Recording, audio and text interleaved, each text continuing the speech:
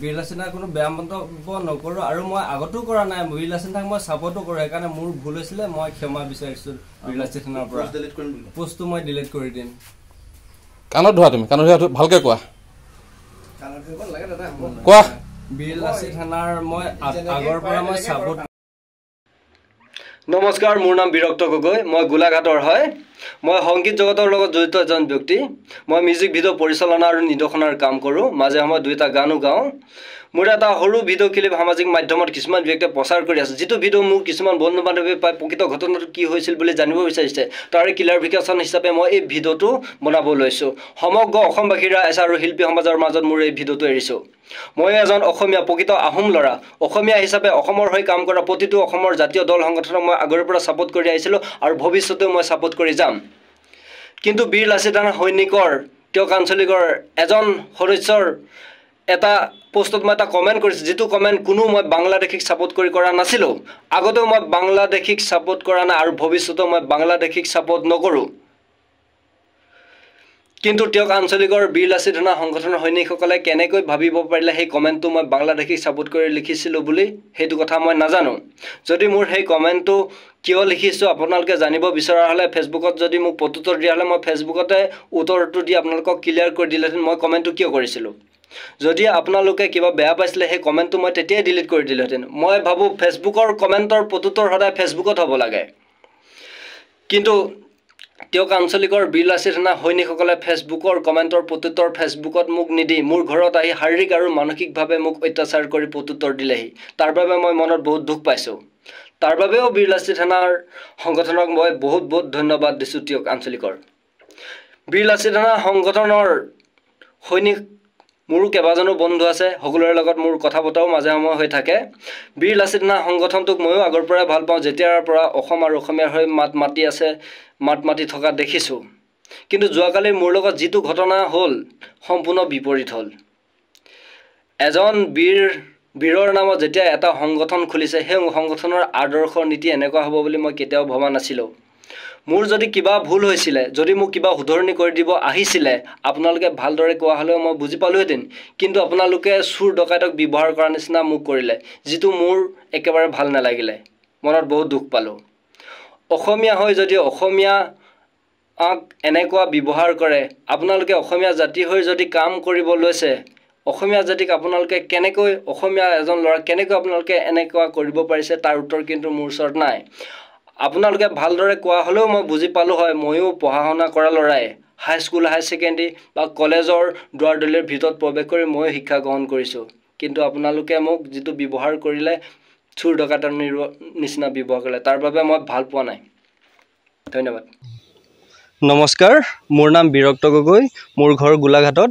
মই সংগীত জগতৰ লগত জড়িত এজন ব্যক্তি। মিউজিক ভিডিঅ'ৰ পৰিচালনা আৰু নিৰ্দেশনাৰ কাম কৰোঁ, মাজে সময়ে 2এটা গানো গাওঁ। মোৰ সামাজিক মাধ্যমত এটা সৰু ভিডিঅ' ক্লিপ অপমানসূচক মোৰ কিছুমান ব্যক্তিয়ে শ্বেয়াৰ কৰি আছে, যিটো ভিডিঅ' মোৰ কিছুমান বন্ধু বান্ধৱীয়ে পাই সুধিছে প্ৰকৃত ঘটনাটো কি হৈছিল।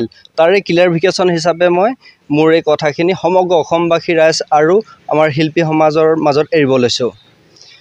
মই এজন অসমীয়া ল'ৰা, প্ৰকৃত আহোম ল'ৰা। অসমীয়া হিচাপে অসমৰ হৈ কাম কৰা, অসমৰ প্ৰতিটো জাতীয় দল সংগঠনক মই ছাপোৰ্ট কৰোঁ, ভৱিষ্যতেও ছাপোৰ্ট কৰি যাম। কিন্তু বীৰ লাচিত সেনা সৈনিকৰ, তেওঁক আঞ্চলিকৰ এটা পোষ্টত মই এটা কমেণ্ট কৰিছিলোঁ, যিটো কমেণ্ট কোনো মই বাংলাদেশীক ছাপোৰ্ট কৰি কৰা নাছিলোঁ। আগতেও মই বাংলাদেশীক ছাপোৰ্ট কৰা নাই আৰু ভৱিষ্যতেও ছাপোৰ্ট কৰা। মই লিখিছিলোঁ অসমীয়াৰ সময় নষ্ট, টকা নষ্ট, মানে সময় নষ্ট, টকা নষ্ট। যদি বীৰ লাচিত সেনাই আন্দোলন কৰিয়ে যদি বাংলাদেশী খেদিম বুলি ভাবিছে, তেতিয়া মই আধা কাপোৰ পিন্ধি এমাহ ঘূৰিম কৈছিলোঁ। মানে এইটো কাৰণে লিখিছিলোঁ, মানে অকল আন্দোলন কৰিয়ে বাংলাদেশী খেদিব নোৱাৰে। চৰকাৰৰ লগত যদি কথা বতৰা পাতি ভালদৰে ছিষ্টেমৰ মতে, তেতিয়া আন্দোলন নকৰিলেও খেদিব পাৰিব। সেইটো মনোভাৱত মই কথাটো লিখিছিলোঁ। কিন্তু কোনো মই বাংলাদেশী ছাপোৰ্ট কৰি বা বেয়া মনত ভাৱ এটা লৈ কৰা নাছিলোঁ। বীৰ লাচিত সেনাকো মই আগৰ পৰা ছাপোৰ্ট কৰি আহিছোঁ, ছাপোৰ্ট কৰোঁ মই প্ৰত্যেকটো ক্ষেত্ৰতে। মোৰ কিছুমান বন্ধু বান্ধৱীও আছে, তেতিয়া সিহঁতৰ লগতো মোৰ কথা বতৰা হৈ থাকে, যিবিলাক ধৰি লওক বীৰ লাচিত সেনাক ছাপোৰ্ট ছাপোৰ্ট কৰা বন্ধু বান্ধৱী বহুত আছে, সিহঁতৰ লগতো কথা বতৰা হৈ থাকে। মই প্ৰত্যেকটো ক্ষেত্ৰতে ছাপোৰ্ট কৰোঁ। বিকাশ দাহঁতক, বিক্ৰান্ত দাহঁতৰ কামবিলাকক আগৰ পৰাই ছাপোৰ্ট কৰোঁ।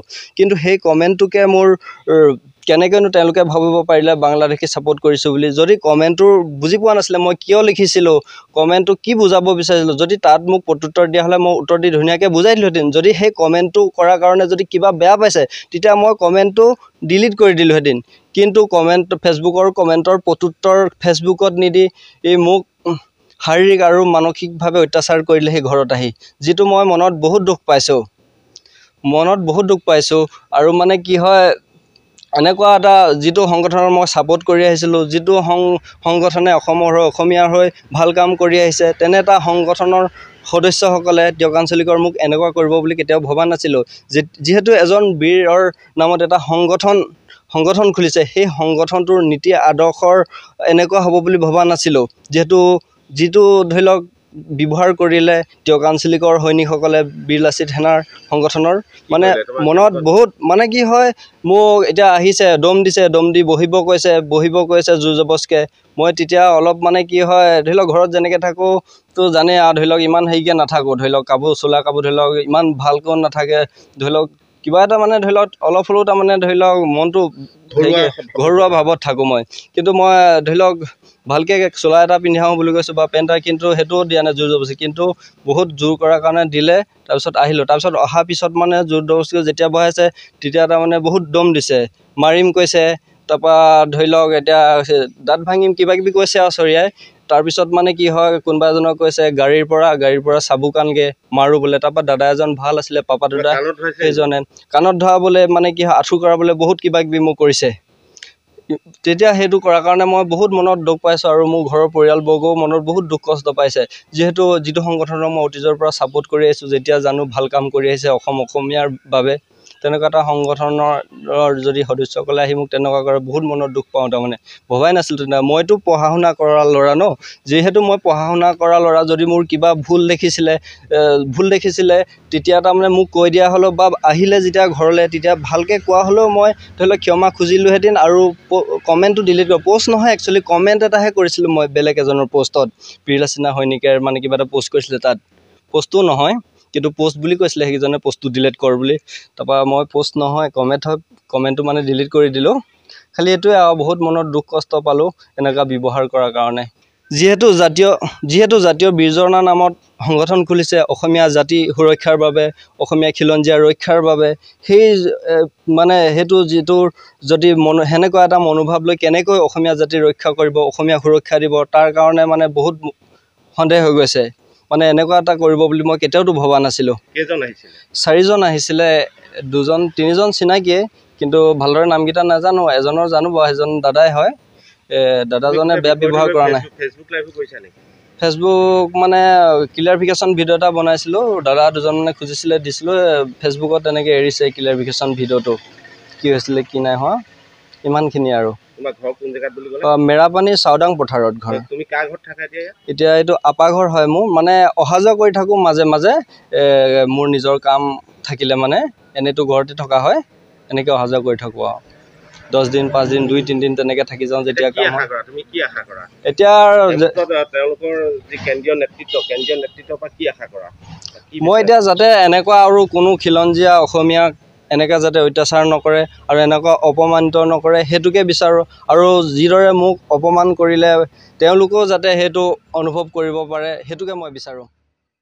সংগ্ৰামী সতীৰ্থসকল, সাম্প্ৰতিক প্ৰেক্ষাপটলৈ লক্ষ্য কৰি খুব তাৎক্ষণিকভাৱে আচলতে এটা নিৰ্দেশনা আপোনালোকলৈ পঠিয়াব বিচাৰিছোঁ যে এই মুহূৰ্তৰ পৰাই প্ৰত্যেকখন জিলা সমিতিয়ে যিমানবিলাক সামাজিক দ্বন্দ্ব বা আপোনালোকৰ ওচৰত যিমানবিলাক ওজৰ আপত্তি নিৰাময় কৰিবৰ কাৰণে, নিৰ্মূল কৰিবৰ কাৰণে আপোনালোকৰ ওচৰলৈ মানুহ আহে, কোনোটো বিষয়তে কেন্দ্ৰীয় সমিতিৰ অন্ততঃ মুখ্য সচিবৰ অনুমোদন নোলোৱাকৈ যদি সেই কামবিলাক আপোনালোকে কাক আগবঢ়াই লৈ যায়, তেতিয়াহ'লে তাক সাংবিধানিকভাৱে সংবিধান উলংঘা কৰা হিচাপে গণ্য কৰা হ'ব, অপৰাধ হিচাপে গণ্য কৰা হ'ব। আৰু এতিয়াৰ পৰা প্ৰত্যেকখন অঞ্চলীয় যিমানবিলাক কাৰ্যসূচী গ্ৰহণ কৰিব তাৰ কাৰণে যাতে জিলা সমিতিৰ সভাপতি মুখ্য সচিব ডাঙৰীয়াৰ অনুমতি তেওঁলোকে লৈ লয় আৰু গোটেই বিষয়টো জিলাৰ সভাপতি আৰু মুখ্য সচিবে যাতে পৰ্যালোচনা কৰি পৰৱৰ্তী কাৰ্যসূচী গ্ৰহণ কৰে তাৰ কাৰণে আমি অনুৰোধ জনাইছো আৰু এতিয়াৰ পৰা প্ৰত্যেকখন জিলাত যদি কোনোবা ধৰণৰ এতিয়া দেখিছো দুই এটা ঘটনাই জনমানসত বীৰ লাচিত সেনাৰ ভাৱমূৰ্তিটো লাহে লাহে ম্লান কৰিবলৈ আৰম্ভ কৰিছে বহুবিলাক দিশত সন্দেহৰ দৃষ্টিৰে বীৰ লাচিত সেনাৰ ওপৰলৈ আঙুলি উঠিছে গতিকে সেইকাৰণে আমি এটা বস্তুৱে বিচাৰিব পাৰোঁ বীৰ লাচিত সেনাৰ যিটো মূল লক্ষ্য উদ্দেশ্য বীৰ লাচিত সেনাৰ যিটো ঐতিহ্য স্বকীয়তা ৰক্ষাৰ যিখন ধাৰাবাহিক যুঁজ বীৰ লাচিত সেনা আগবঢ়াই লৈ যোৱাৰ কথা আমি কৈছো গতিকে আমি সদ্যহতে সেই যুঁজখনত অধিক মনোনিৱেশ দিয়াৰ প্ৰয়োজনীয়তা আছে ঘৰুৱা সমস্যাবিলাক সামাজিক দ্বন্দ্ববিলাক ইটো জাতি জনগোষ্ঠীৰ মাজত যিবিলাক ঘৃণা বিদ্বেষ লাহে লাহে এটা চক্ৰ ইতিমধ্যে বিয়পাবৰ কাৰণে চেষ্টা কৰিছে কিন্তু আমাৰ অজ্ঞাতে আমি এনেকুৱা ধৰণৰ কাম কাজ যিবিলাক কৰিবলৈ দেখিছো যে দুই এদিনৰ পৰা দেখিছো কেইদিনমান আগত ৰাজগড়ত চাহ জনজাতি ছাত্ৰ সন্থাৰ লগত এটা সংঘাত হৈছে আজি দেখিছো যোৰহাটৰ এটা আহোম জনগোষ্ঠীৰ লগত বিভিন্ন কথা বতৰা হৈছে ভুল কোন দুখ শুদ্ধ সেইখিনি পৰৱৰ্তী পৰ্যায়ত বিচাৰ হ'ব কিন্তু জনগোষ্ঠীবিলাকৰ মাজত যাতে ঐক্য শান্তি সমন্বয় যিটো বাতাবৰণ যাতে নষ্ট নহয় যিটো চক্ৰই জাতি জনগোষ্ঠীৰ মাজত বিভাদ আৰু সংঘাত লগাবৰ কাৰণে চেষ্টা কৰিছে তেওঁলোকৰ ষড়যন্ত্ৰত যাতে আমি ভৰি নিদিওঁ তাৰ কাৰণে সকলোকে গুৰুত্ব সহকাৰে বিষয়টো ল'বৰ কাৰণে আহ্বান জনাইছো এতিয়া মোৰ লখিমী কেইজনীয়ে ইমান বেছিকৈ গাখীৰ দিয়ে মনটো একেবাৰে ভাল লাগি যায় বিয়মৰ দানা খোৱাৰ পৰা মই বেছিকৈ লাভৱান হৈছোঁ আপোনালোকেও বিয়মৰ দানা খুৱাওক আৰু এইটো বেছিকৈ লাভ কৰক